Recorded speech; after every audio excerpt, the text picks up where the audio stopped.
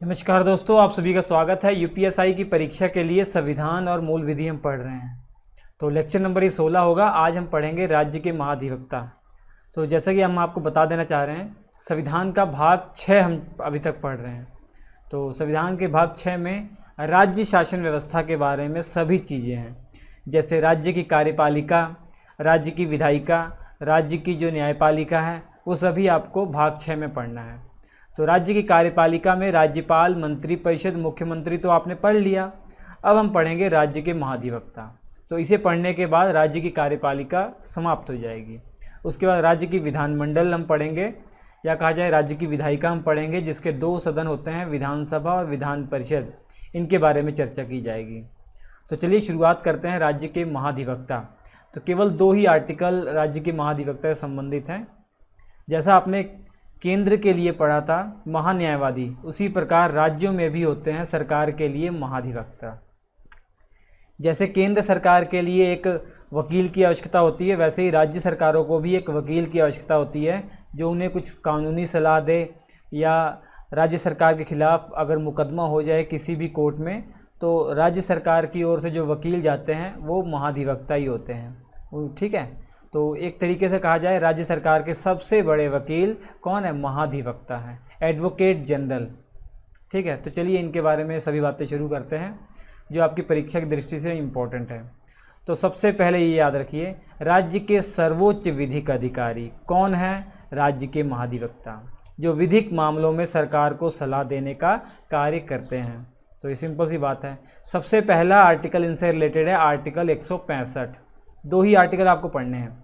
सबसे पहला आर्टिकल 165 में राज्य के महाधिवक्ता पद की जो है व्यवस्था की गई है कि राज्य सरकार के लिए एक महाधिवक्ता होंगे, ऐसा आर्टिकल 165 में लिखा हुआ है। तो हम ये कह सकते हैं कि जो राज्य के महाधिवक्ता हैं, ये एक संवैधानिक पोस्ट है। ठीक है। इसका संविधान में उल्लेख किया गया है, तो ये एक संवैधानिक पोस्ट है।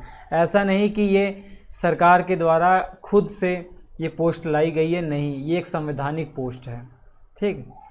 और नियुक्ति कैसे होगी, ये भी आर्टिकल 165 में चर्चा की गई है। जो नियुक्ति है वो राज्यपाल जो करते हैं, सिंपल तरीके से राज्यपाल करते हैं। और राज्यपाल जो भी काम करते हैं, आपको मालूम है कि मंत्री परिषद की सलाह पर करते हैं। ठीक है।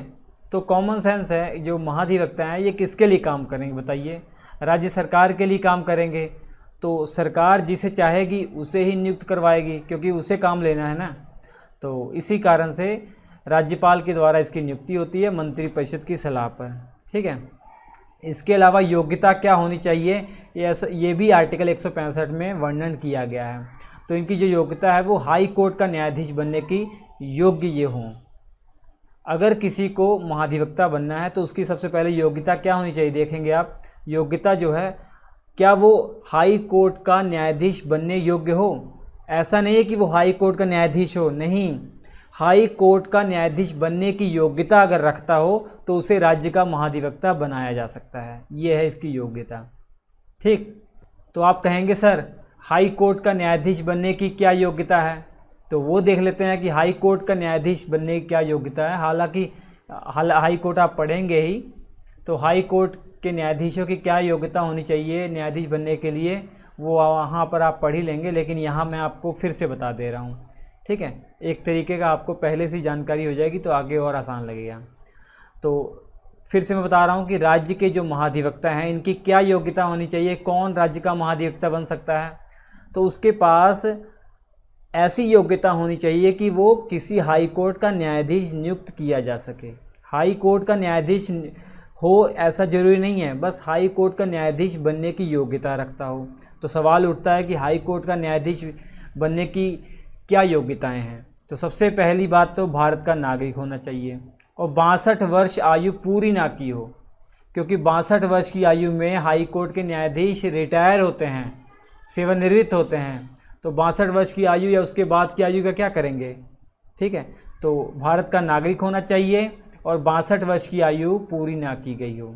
उसके बाद 2 कंडीशन है, दोनों में से कोई एक पूरी हो जाए तो वो हाई कोर्ट का न्यायाधीश बनने के योग्य हो जाएगा। पहली कंडीशन क्या है? कम से कम 10 वर्षों तक किसी भी न्यायालय में वो न्यायिक पद धारण कर चुका हो। जैसे किसी भी अधीनस्थ न्यायालय में वो कम से कम 10 वर्षों तक जज रहा हो, ठीक है, या यहाँ पे या किसी भी हाई कोर्ट में उसने कम से कम 10 वर्षों तक वकालत की हो, ठीक है, चाहे एक हाई कोर्ट या एक से अधिक हाई कोर्ट में, ठीक है, एक या एक से अधिक हाई कोर्ट में उसने कम से कम 10 वर्षों तक लगातार वकालत की हो, तब भी वो हाई कोर्ट का न्यायाधीश बनने के योग्य हो जाएगा। मतलब मान लीजिए कि कोई व्यक्ति है जिसने एक हाई कोर्ट में 3 साल वकालत की है और दूसरे हाई कोर्ट में 2 साल वकालत की है और तीसरे हाई कोर्ट में 5 साल वकालत की है, तो उसका कुल जोड़ा जाएगा, कुल एक्सपीरियंस जोड़ा जाएगा। अगर 10 वर्ष होता है तब वो न्यायाधीश बनने योग्य हो जाएगा हाई कोर्ट का। अगर हाई कोर्ट का न्यायाधीश बनने योग्य है तो उसे महाधिवक्ता बनाया जा सकता है, ठीक है। तो आपको समझ में आ गया कि नहीं? बहुत ईजी है। इसके बाद कार्यकाल। देखिए, राज्यपाल के ये प्रसाद पर्यंत अपना पद धारण करते हैं क्योंकि इनका कोई कार्यकाल फिक्स नहीं है।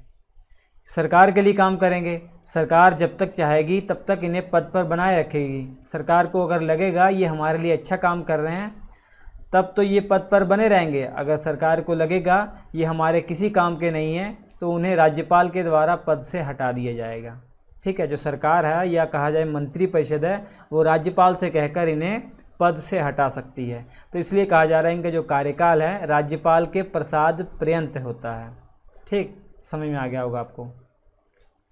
इसके बाद कार्य और शक्तियाँ। राज्य के महाधिवक्ता के क्या कार्य हैं, क्या शक्तियाँ हैं, ये भी एहसास हो गया होगा आपको, क्योंकि आखिर हैं तो वकीलों का क्या काम होता है।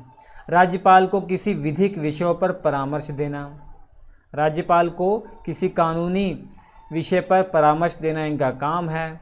सरकार के द्वारा सौंपे गए जो कानूनी कार्य हैं इनको पूरा करना इनका काम है। राज्य के किसी भी न्यायालय में सुनवाई का अधिकार है। राज्य सरकार के खिलाफ कहीं भी केस या मुकदमा चलता है तो किसी भी कोर्ट में, तो वहाँ पे ये सुनवाई कर सकते हैं, अर्थात सरकार की ये पैरवी कर सकते हैं, इनको अधिकार है, ठीक है। और सरकार के विरुद्ध जो मामले होंगे उसमें सरकार की ओर से ये न्यायालय में उपस्थित होंगे। आपको सिंपल सी बात समझ में आ गया होगा कि जो भी मामले सरकार के खिलाफ हैं, मान लीजिए किसी व्यक्ति ने सरकार के खिलाफ मुकदमा कर दिया है, तो एक तरफ तो उस व्यक्ति का वकील होगा और दूसरी तरफ राज्य सरकार का बड़ा वकील होगा जिसे महाधिवक्ता आप कह रहे हैं, तो सरकार की तरफ से वो पैरवी करेंगे। सरकार की अनुमति के बिना किसी अपराधी का बचाव भी नहीं कर सकते हैं। अगर किसी अपराधी ने कोई दांडिक जो है अपराध किया हो या कहा जाए कोई फौजदारी मामला हो, फौजदारी मामला आप समझ रहे हैं ना, कि जैसे कोई क्रिमिनल मामला, लड़ाई झगड़े संबंधित है, खून खराबे संबंधित है, तो उस संबंध में ये किसी व्यक्ति का बचाव नहीं कर सकते, अर्थात उस व्यक्ति के लिए ये जो है कोर्ट में मुकदमा नहीं लड़ सकते उसका। हाँ, अगर दीवानी मामले हैं, जैसे ज़मीन जायदाद से संबंधित मामले हैं, पैसों से संबंधित मामले हैं, तो उस संबंध में किसी व्यक्ति का बचाव कर सकते हैं। लेकिन अगर कोई फौजदारी मामला है या क्रिमिनल मामला कहा जाए इंग्लिश में, तो उस संबंध में ये किसी व्यक्ति का बचाव नहीं कर सकते, अर्थात उसके समर्थन में या कहा जाए उसके लिए पैरवी नहीं कर सकते कोर्ट में, ठीक है। सिंपल सी बात कहा जाए, उसके लिए वकील का काम वो नहीं करेंगे। और किसी कंपनी के निदेशक के पद पर भी ये नहीं बैठ सकते या किसी कंपनी का पार्टनरशिप ये ग्रहण नहीं कर सकते जब तक ये महाधिवक्ता हैं। जिन केस में इन्हें सरकार का पक्ष रखना होता है उस पर कोई अपनी व्यक्तिगत टिप्पणी भी नहीं कर सकते हैं। राज्य सरकार के खिलाफ कोई मामला है, चल रहा है, मीडिया वाले इनसे कोई सवाल पूछेंगे उस केस से संबंधित, तो सरकार के खिलाफ ये कुछ शब्द नहीं बोल सकते या उस केस के खिलाफ कोई टिप्पणी नहीं कर सकते।